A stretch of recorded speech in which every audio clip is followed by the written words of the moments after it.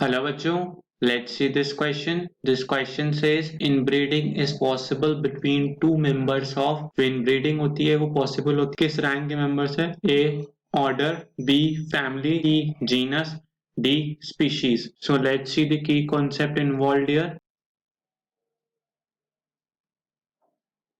Our key concept involved here is animal breeding.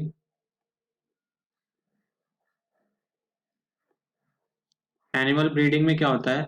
This aims at increasing the yield, aims at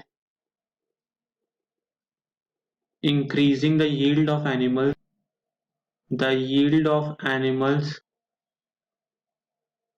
animals की yield बढ़ाने में, and improving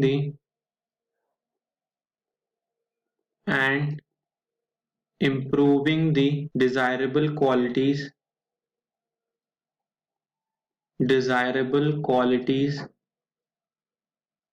of the produce. मतलब जो मनचाही qualities हमें चाहिए हैं वो ब्रीडिंग के थ्रू आती हैं. तो इसमें क्या होता है, there is a category within animal breeding that is called inbreeding. तो इन ब्रीडिंग में क्या होता है, there is mating of more closely related individuals, there is mating of more closely related individuals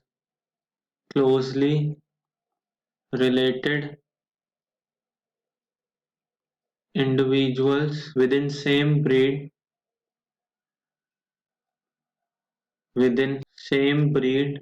for 4 to 6 generations. for 4 to 6 generations, 4 से 6 generations तक ये होता है जिसमें क्लोजली रिलेटेड इंडिविजुअल्स में ब्रीडिंग होती है. तो हमारे सबसे क्लोजली रिलेटेड कैरेक्टर्स किस में होते हैं? क्लोजली रिलेटेड हम लोग देख लेते हैं. हर टेक्सॉन में हमारे पास कितने होते हैं? 7 टेक्सॉन होते हैं और रैंक होती हैं इन टेक्सोनोमिक हायरार्की में 7 टेक्सॉन्स होते हैं. सबसे पहला हमारा क्या होता है? We have kingdom, then we have phylum और division, then we have class, then we have order, then हमारे पास क्या होती है? फैमिली, उसके बाद आता है genus and at last we have species. तो हमारी इस टेक्सोनोमिक हायरार्की में तो हमारी जो स्पीशीज होती हैं इसमें हमारे क्या होते हैं? मोस्ट कॉमन कैरेक्टर्स होते हैं, वेयरएज किंगडम में हमारे क्या होते हैं? Least common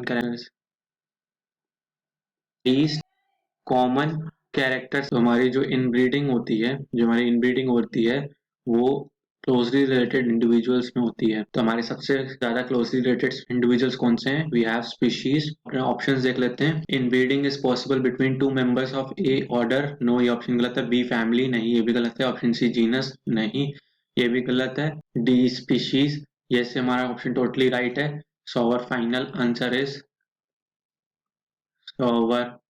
final answer to this question is option D. Hope you all understood this question well.